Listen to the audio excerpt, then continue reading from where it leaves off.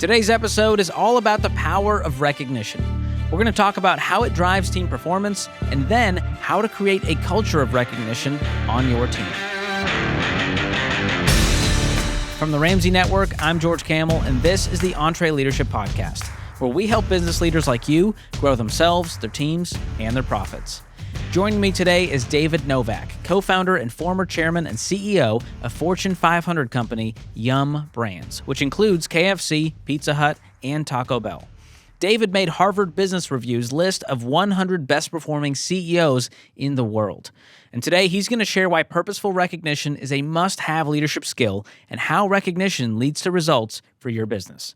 We also talk about Crystal Pepsi and Cool Ranch Doritos, and that alone is worth the listen. So let's get to it. Here's our conversation. Well, David, it's so great to have you back on the podcast. How are you? I'm great, George. Thanks for having me. I appreciate it.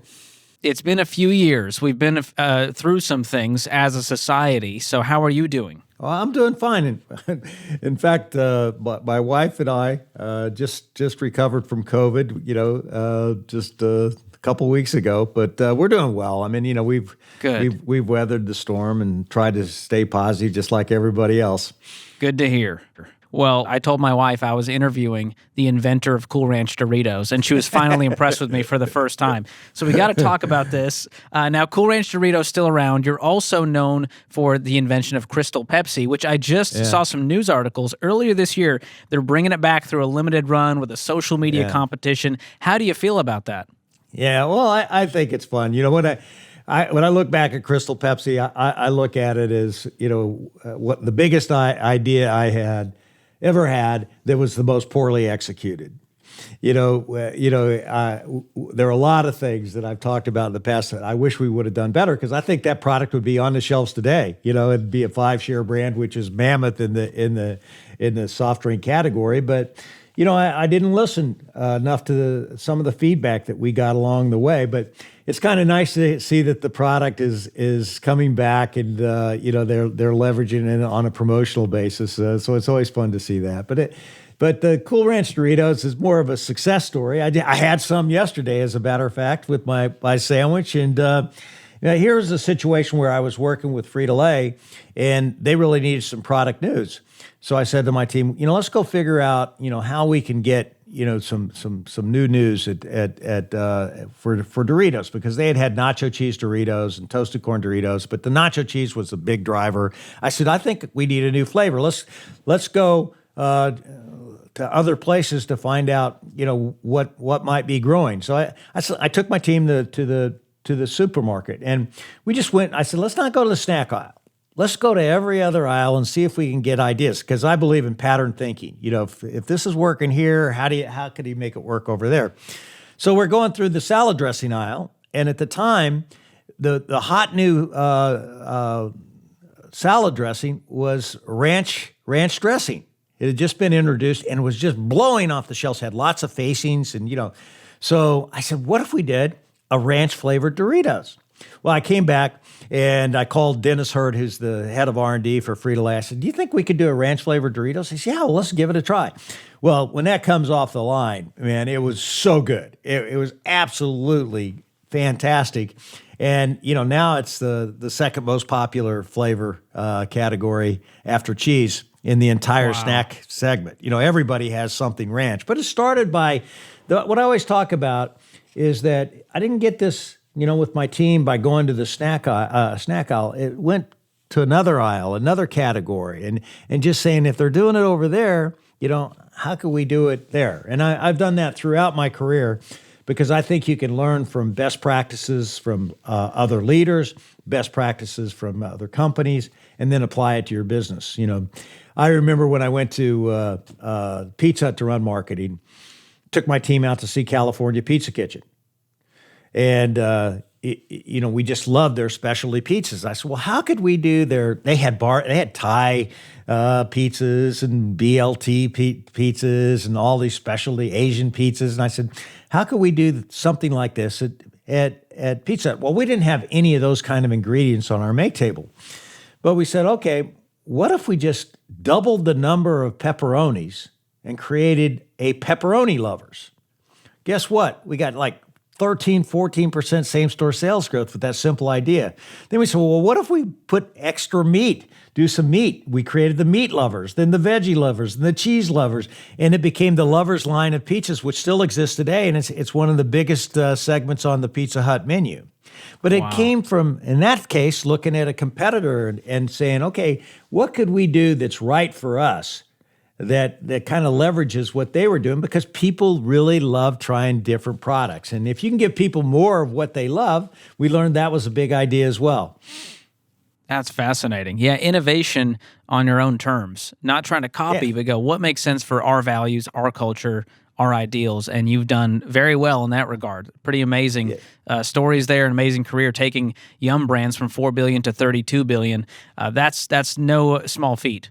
Well, thank you. Yeah, well, I always say nothing big happens by yourself. The only way you can make big things happen is to take people with you. And we had a phenomenal team, and they made me look good. Well, we're excited to talk to you about recognition, which is apt because you have been recognized by, there was too many names to list. Fortune, Barron's, Harvard Business Review, you name it, Chief Executive Magazine, so highly recognized CEO, a pretty amazing career. So there's an article you wrote called Breaking Through the Recognition Deficit. And you cite the study that's fascinating that found 88% of employees feel unrecognized by their coworkers and 82% think their supervisors do not recognize what they do for them. Why do you think there's such a recognition deficit going on? I just think it's a problem with toxic leadership. I think people don't really value people the way how they need to be valued, let them know that they're appreciated. There's two reasons why people leave companies. One is they don't get along with their boss, and two is they don't feel appreciated. And those go hand in hand together. And it's one of the reasons why I really think that you need to develop coaches. That's why I recently wrote this book called Take Charge of You, How Self-Coaching Can Transform Your Life and Career. I think you want to become a coach, not a boss, and then you want to make sure that you appreciate the people that work with you. And that's where I think purposeful recognition comes into play, George. When you take the time to really recognize people when it's well-deserved and well-earned, around the principles that are going to drive great performance in your company, guess what happens? People will want to do more of it, and they're going to feel appreciated, and they're going to want to stay in your company. Because as the research will tell you, not many people are really doing it well. Yeah. Do you think that part of that is a generational gap? Do you feel like Gen Z millennials have different values than maybe the older generations? Now, I think people have craved recognition throughout time. I just think it's an innate thing that's out there. But, people oftentimes don't recognize other people, but for, a couple of reasons. One is they're afraid that if they recognize one person, another person will be upset. Well, I always tell everybody that's crazy because, that would only make a difference, be a problem if you only planned on recognizing one person in your life. The other thing is, believe it or not, people think when you recognize people, they might not work as hard. They might take the pedal off the metal. And that's not true. What I've found is when you recognize people, it ignites their performance and they want to do even better. But those are just a couple of reasons why people don't recognize. And I think another big reason is that people get so occupied, so preoccupied with what they're doing, their world, that they're not externally focused enough to look around and to really celebrate all the actions that are being taken to help them get to where they need to go. Leaders get so intense and so driven about what they want to have to get done that oftentimes they forget that you really can't do anything big alone. You've got to do it with people. So where did this shift come from for you? Was there this moment where you realized the power of recognition? Well, I think my mom and dad always recognized me when I was coming up, and that was great. So it's kind of was in my DNA to a certain extent. And I always recognized people at work, but when I became chief operating officer for the Pepsi company, I went out and I would go to the bottling plants, and I would sit down and have roundtables with people on the front line, and I'd ask them what's working, what's not working. So, one time I go to St. Louis and I'm meeting with a group of route salesmen at Pepsi. Now at Pepsi, route salesmen are the number one leader. I mean, they are out there talking to customers and, making sure you get displays and the product looks just perfect. So I'm asking people what's working and what could be better and all those kinds of things. And everybody starts raving about this guy named Bob. And, you're saying, Bob is the best merchandiser that you've ever seen. I mean, I learned more in 4 hours than I learned my first 3 years here. This guy's amazing. Everybody started raving about how great this guy is, how fantastic he was. And I looked straight across the table, just like I'm looking at you right here, George. And the guy's crying. Wow. And I said, Bob, why are you crying? He said, well, I've been in this company for 47 years. I'm retiring in 2 weeks, and I didn't know that people felt this way about me. And that just hit me in the gut. And I said to myself, from that point on, I'm going to make recognition the number one behavior I'm going to drive in any culture on any team that I have the privilege of leading. And sure enough, shortly after that, I became president of KFC. And that's when I really started doing, the recognition that I think ignited all kinds of great results and really helped me achieve the kinds of things that you could only dream of achieving. But I couldn't have done it by myself. I had to get everybody excited about being a part of the mission. And I used recognition as the real catalyst for doing that. And, I think that's the secret weapon that I think leaders have that they just don't realize and they just don't take advantage of it. Even if it's just saying thank you to people when you see them do a good job. Now, I took it to a whole different level. I had personal recognition awards and always had a lot of fun doing it. And then everybody in our company developed their own personal recognition awards. And everybody started recognizing people for the performance that we knew that would drive great results, and it really became contagious. And I genuinely believe that's why we had such great results. When you do the right things for people, the right things always happen. Yeah, absolutely. And we do a lot of that here at Ramsey because we've realized the power of that. So we have a lot of award ceremonies, and we love celebrating people's wins and their performance and their growth and promotions, all of that stuff. And I have not seen a spirit of, envy and anger of why did that guy get recognized? I think people love to see others get recognized. I think even more so today with this generation. I think people love to see their teammates get recognized. What they don't like is someone that's trying to just be overly competitive and distinguish themselves. And, what I've never found, I've always found that people love the recognition. We had a roving recognition band at our company, and they'd go around and say, "We are here to appreciate you," and it's like a singing telegram. It was amazing, and I had nothing to do with it. It just was developed by the people in our company because they knew recognition was what would make our place really special, and it did. I mean, I spoke at the Yum Brand's 25th anniversary a couple of months ago. I came in as the past founder of the company, and everybody came up to me and said, "David, the thing that makes our company great, and we've kept it going since you left, and I moved on 6 years ago, is the recognition. We still have fun recognizing people, and it was fun to me. I gave away my recognition award when I was there to the CEO, David Gibbs of Yum. It's just walk the talk teeth, and I write on him and personalize it and tell why he deserves the recognition, and people love it. And it's not expensive to do. All it takes is just a little bit of time to do, but it means so much to people. Yeah. So we talk about recognition, but you take it a step further with purposeful recognition, and you say it's a must-have leadership skill that drives results. So talk to me about the relationship between recognition and business results, because it can sometimes feel like they're not in the same world. Yeah, I think recognition is the soft stuff that drives the hard results. All right, and here's the way how you do it, George. It's what I call purposeful recognition. Now, I'm sure at your company, there's 4 or 5 things that that if you do well, you're going to get great results. You want to collaborate, you want to be innovative, you want to be creative, you want to be proactive in getting great guests. I don't know what those 4 or 5 things are, but you lay them out, and those are the behaviors that you want to recognize. Those are the cultural behaviors that you want to recognize because they'll get results. And then you start looking for people that are collaborating and being proactive and doing the things that will really get the results. And then you recognize them. And then people will do more of the behaviors that will get results. I've had engineers say to me, that's just not what we do in our field. And I said, well, what are the things that drive performance as an engineer? Well, we've got to be innovative. We've got to be on budget. We've got to, we've got to be proactive with our clients, et cetera, et cetera. And I said, well, why don't you start recognizing people when you see those things happen? And you know what? They start doing it, and then all of a sudden I get this call from the guy, and he says, we did this, and you cannot believe the attitude of our company now that we started really recognizing the performance. And by the way, we're getting better results now. And that's they're inextricably linked. I don't think you recognize people in a willy-nilly way. I think you do it, in a purposeful way. It's got to be earned, and then it's got to be the behaviors that will ultimately drive performance.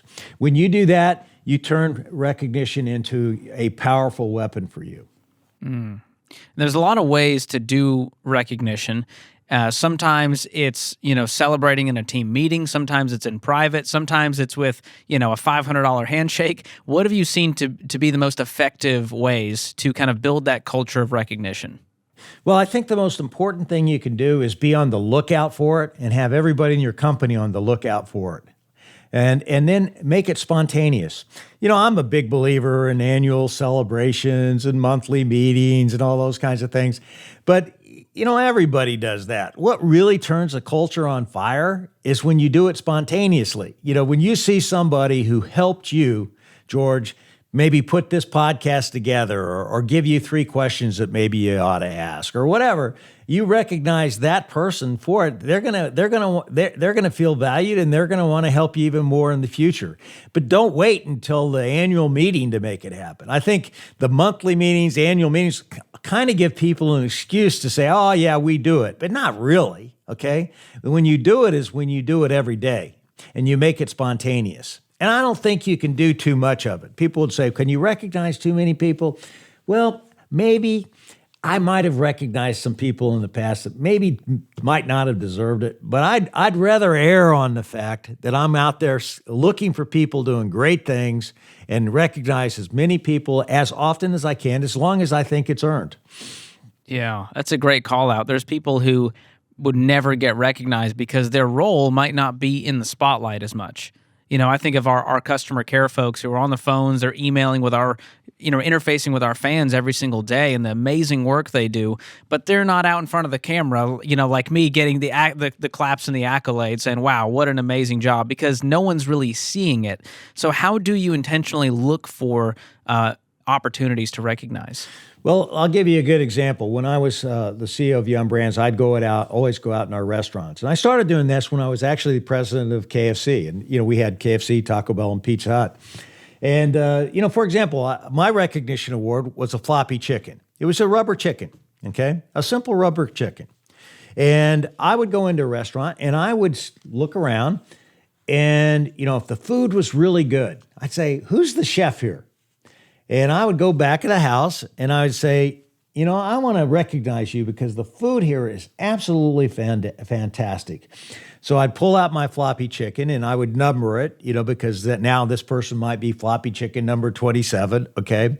And I'd write on it, right in front of them, I'd say, you are what makes this business tick. Quality is important in everything that we do. Thanks. How long you been here? Oh, I've been here for 15 years. Well, thanks for 15 years of dedicated focus because you're the guy who really makes it happen for our customers.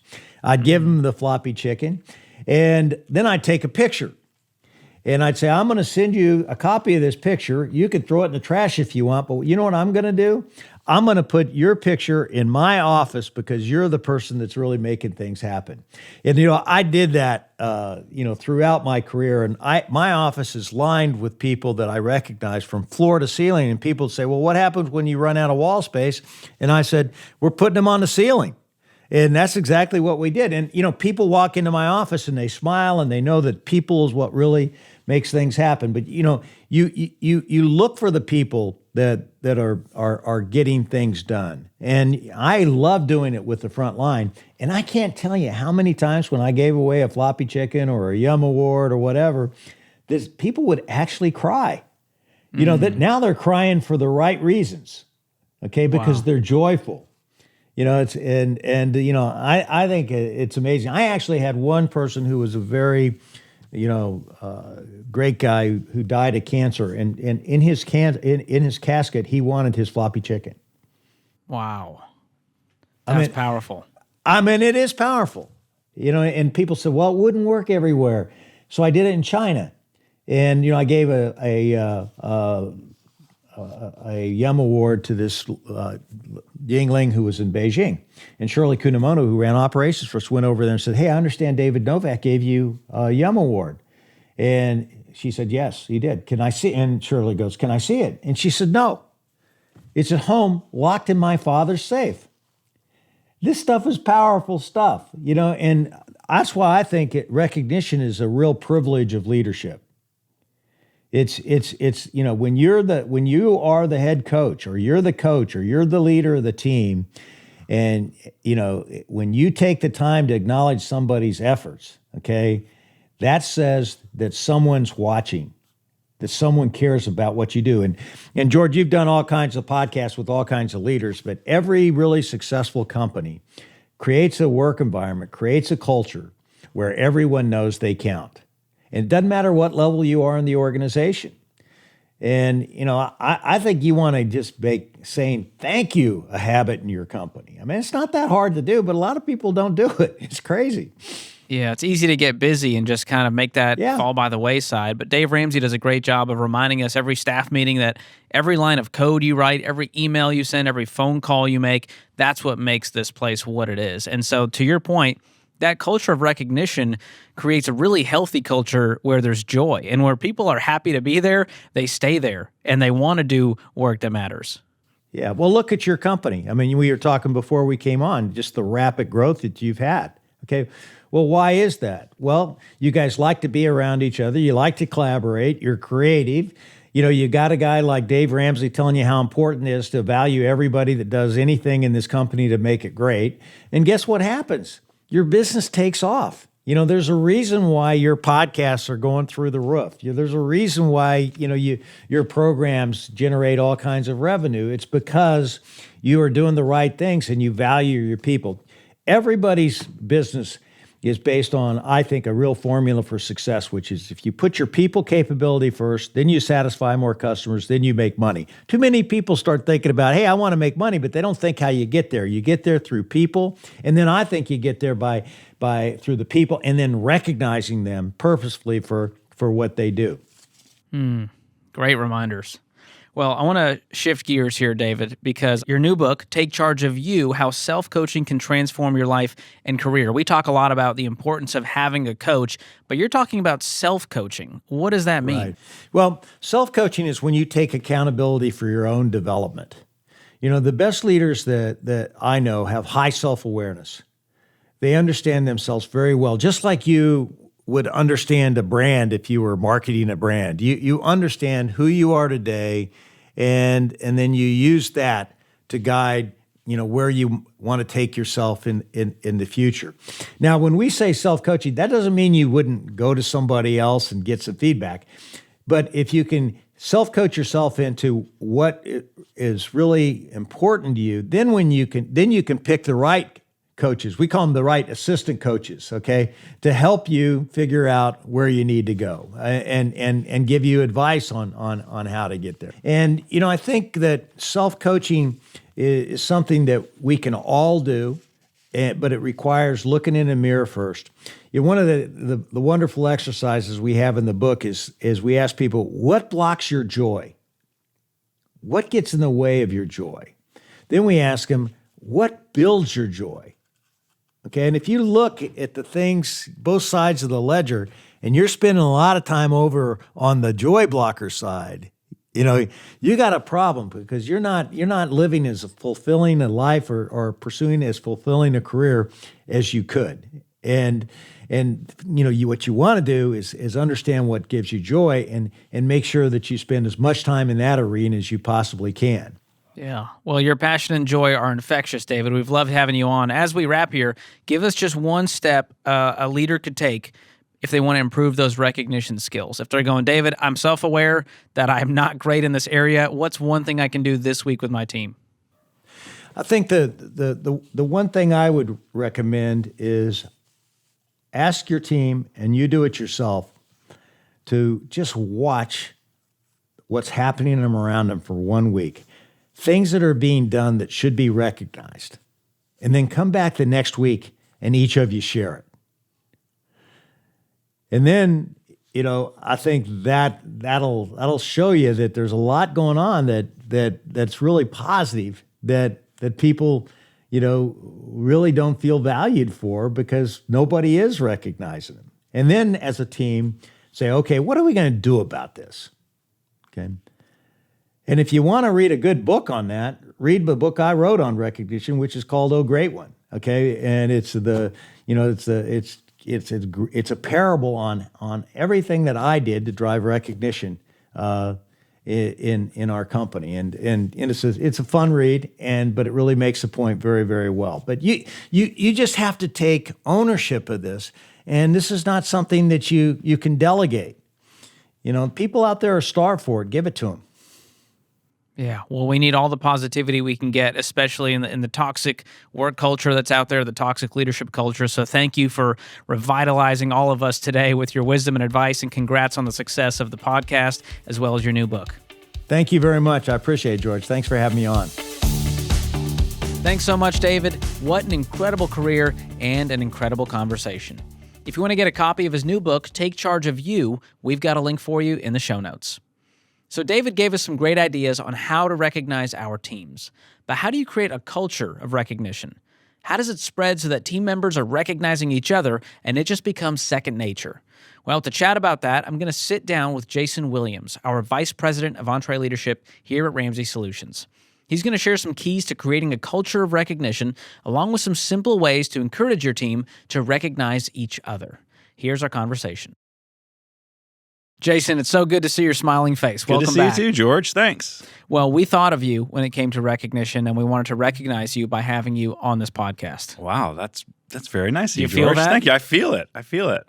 So we're talking about the power of recognition, and I wanted to know, I asked David Novak the same question, but was there a moment where you realized how powerful recognition really was? Okay, so there's a situation that I had with a previous team member, and they were not one of the frontline people. A lot of times in businesses, we recognize these frontline people, the people who are interacting with our clients, and there's a person that was an administrative support person.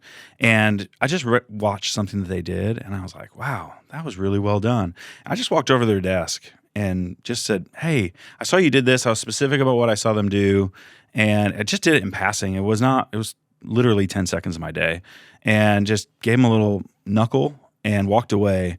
And later that week, I got a written note from them that it was one of the first times that they've been recognized. And I was like, wow, that's really interesting.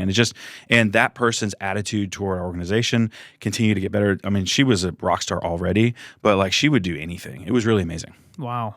Yeah, it's incredible because leaders sometimes don't realize the power of it, but the person on the other side, it can be they remember a moment that you're like, oh, that fist bump really meant something to you. Yeah. And so we've got to be really intentional and aware of all those moments and find those opportunities and catch people in the act of doing something good. Yeah, that's actually part of what EntreLeadership talks about in the book. Like in chapter 12, it's all about recognition. We talk about this in Elite. But yeah, catch people. Like a lot of times as leaders, you feel like you're the police. You're trying to catch people doing something wrong. But one of the principles we talk about is catch people doing something right. It's so easy to do, but as leaders, sometimes we just feel like we're the police. We got to just, hey, you did this wrong, or we need to get better here. But the energy in the building goes up when you see somebody doing something well, like you do here. And George, I love listening to you on the podcast and just recognizing people and just a moment of passing, but you're just catching people doing something right. It's so powerful. Yeah. And some of the principles here, just to give people a picture of what this looks like in practice, in the book, we talk about recognizing people in public and correcting in private, which I love. So celebrate someone in front of the team, but don't correct them in front of the team. Yeah. That's not the time and place for that. Correct. We say you don't have to spend a lot of money to do it. A lot of people go, well, I don't have the money to throw a big party or do the big gift cards or the $500 handshake, but it could be a handwritten note. It could be the fist bump. Yeah. You walk by somebody's desk and just tell them they're doing something great. It doesn't cost you anything. Yeah. But even if it does cost you something, a $5 gift card, a t-shirt, a hat. I mean, it's crazy what people will fight over and will get super excited about. So it doesn't have to be something that's very expensive for it to be meaningful. Yeah. I went and bought a big pack of like $5 gift cards, and I just include those with a thank you note when I see someone that really went a little bit above and beyond, or I've just noticed them crushing it and maybe no one else really has because of their role. And so I love doing stuff like that because it affects me as much as it affects them. Yes, it does. It makes you more aware of the good things that are happening. I mean, as leaders, sometimes we kind of we're tied to numbers, doom and gloom, somebody left. But like when you're walking around looking for the positive, it helps my mental attitude as I'm walking around the building and saying, hey, that was awesome. And hey, that was awesome. I get to the end of the day and maybe we had some tough conversations or we had some arguments about like, where we're going, direction, vision. But then I think back and I say, hey, this person was doing a great job. And wow, did you hear the story of that client and the way that this coach served them? That was really amazing. So yeah, it's interesting. We do a lot of things for our clients and customers to recognize them, but sometimes we kind of neglect the team. Yeah. So how do we create this culture to where it's not a once a year awards ceremony where we do this, but it's just a part of our day to day? What are some keys to creating that? The once a year is actually important too. So I don't want you to hear me say that that's not an important thing. Doing it day to day, it has to start from the leader. The leader has to be authentic. It has to be something that we really believe in is going to be the fuel for our organization. So that's really important. So as you start to recognize this and start to do things, it will change the attitude of people around you. So if you're a leader who leads leaders and you set that example, people will follow that. They will start mimicking you. That's just the natural law of human nature. But if you're a leader who's leading frontline people and you're not leading leaders, just taking the time to recognize them. It's whether it's walking by, giving a fist bump. You can do things. We do weekly stand-ups, and we get together every week and we talk about the things that are going on in the business. And every once in a while, we will actually do, some shout-outs is what we call it, and that's something that's really important for our organization. And that's where a chance for us to publicly recognize people who are doing a good job. We do quarterly things, so if it's not annual, you can do it quarterly. You can do it after big events. We just left Summit, and Summit is a huge event for our business unit. It's something that we get a lot of energy from, something that a lot of work goes into. So we just threw a party and we recognize the people that made huge impacts. And some of those people were the people out front that the clients that were at Summit recognized. Some of those people are the people who are behind the scenes that were coding the app that was used to download something that was needed by a client. So just recognize people across your organization for the cool things they're doing. Yeah, I recently crashed that party. So yes, you did. Thank you. Yeah, had a you're good welcome. time. Absolutely. So this starts with the leader, but it doesn't end there. This trickles down, and we want it to be something where the team starts doing this without us having any involvement. So how do you start to encourage the team? What are some simple ways for your team to recognize each other? Yeah, it's really interesting when the leader does it, people will follow and they'll do it to each other. They'll start shouting each other out. So in our stand-up, which we have once a week, we do have a time for shout-outs. And a lot of times it's a leader shouting out someone else, but we'll have team members that'll raise their hand and say, hey, I want to shout out George. And they're peers. They're not, it's not leader to worker. It is peer. And they'll say, I was working on this. I was stumped. George came in, swooped in, fixed, helped, did whatever. And as soon as you hear that the first time, it's like, oh, it's open season. They love to shout each other out. It's really cool to watch. And that's where the more powerful things that I get to learn as a leader is when I see that, marketing is collaborating with product, or our coaching team is really working with our operations team. And it's a lot of fun to watch and see the ways that other people are interacting with each other. Yeah, we've talked a lot on this podcast about, with Marcus Buckingham's talking about employees and team members feeling seen and known and loved, not in a weird way, but in the sense of, do you see me? Do you see the value that I'm adding every day? Yeah. And even regardless of my effort and results, do you value me as a person? And so when you start paying attention to your team, that's what creates employee engagement. That's what gets people to stay for a long period of time. And that's the kind of stuff we need more of in this toxic leadership culture that we're fighting against every day. Totally. Birthdays are a big deal here. Birthdays, lamp-oversaries, Ramsey-versaries, what we call it here. People, the anniversary of them starting here at our company. Those are big. That's a big deal here. And we as leaders celebrate the people who work on our team, but now we see the our team members go out of the way. There's candy, there's cards, like handwritten notes. There are all the entire members of the team every member of the sales team will write an individual note to another member of the sales team when it's their birthday, and they walk in and there's 15 handwritten Their cards, desk which is just covered. doesn't cost anything. Yeah. And then there's maybe a 6-pack of Coke or Dr. Pepper. Their favorite drink. Yes, we got a guy that loves Dr. Pepper, and he shows up on his birthday, and there's like mounds of Dr. Pepper all over his desk, and it just makes him feel special because he's a person that God loves, and then we just celebrate those people. So we celebrate milestones like birthdays. We call it a Ramseyversary,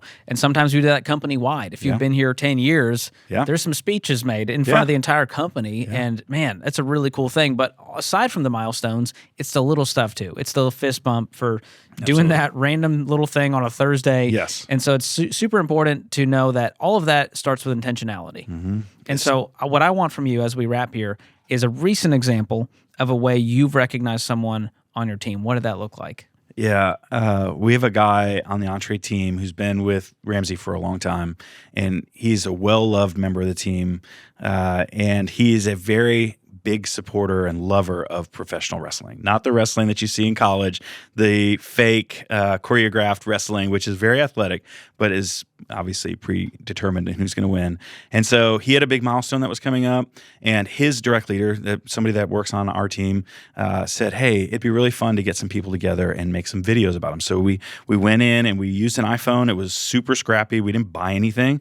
And we just had people dress up like professional wrestlers. And we did those mock interviews, the cheesy ones that sometimes you can go on YouTube and look at them. But the mock interviews before they get in the ring? Yeah, before they get in the ring, it's like the guy's holding a microphone up and saying, hey, what are you about to go do to this guy? Or kind of the hype. Yeah, the hype video. And so we did that. We got a bunch of people from all across Entre to do that. And the leader compiled it using some iPhone app that I don't know how it works. And then what we did was we actually spent a little money. We collected some money, and we used an online app, and we actually had a professional wrestler record a video, and we put it at the very end. And so we got the team members sit down. We got the entire team around as one of our stand-ups, and we just played this video, and it was me, and it was some of the other leaders and some of the other people on the team that were dressed up as wrestlers, just acting goofy. And at the very end, it was this professional wrestler that this guy loved. And he was in tears. And it was the sweetest thing because he just couldn't believe that we cared that much, that we knew that much about him. It was really fun. And he has mentioned it. It happened a couple of months ago. He mentions it weekly. It's really amazing. So anyway, that's just a way to, really didn't cost it. We didn't even have to get the professional wrestler. It didn't cost us anything. If we just did the goofy things because we knew he liked wrestling, it was really actually fun. We all loved it and had a great time when we were doing it. So yeah, and that level of creativity and thoughtfulness and personalization, that's what creates that special bond between the team member, and Entre is leading the charge for sure at Ramsey Solutions. I mean, when someone mentions EntreLeadership in the staff meeting stage, the entire team erupts. It's become like a meme. Yeah. Dave's like, of course, there's Entre. They're all cheering each other on. But you guys really do such a great job of this, and it stems from leadership like you and Daniel Ramsey. But your team is just so supportive of each other. I love the way that you live these principles out, and we love having you on the podcast. Thanks for having me, George. Thanks so much, Jason. Love that guy. Always great having him on. As David and Jason both talked about, we've got to be recognizing our teams. And wouldn't it be nice if you had like a list of ideas to pick from to make it super simple to recognize your team? Well, you are in luck, my friends, because our team has put together a free resource called 43 Easy Ways to Recognize Your Team. Be sure to get this free download to put this stuff into action. You can download it with the link in the show notes. If you enjoyed today's episode of the show, do us a quick favor, follow or subscribe wherever you're listening, and leave us a review. And if you're feeling extra generous, talk about this episode with your team, with your friends, or on social media. That helps us reach more people and more leaders like you. Be sure to follow us at EntreLeadership wherever you hang out on social media. This episode was produced by Tim Hull, edited by Jacob Harrison, and mixed and mastered by Will Rudder. I'm your host, George Kamel, and on behalf of the entire EntreLeadership team, thanks for listening. Until next time, keep learning and keep leading.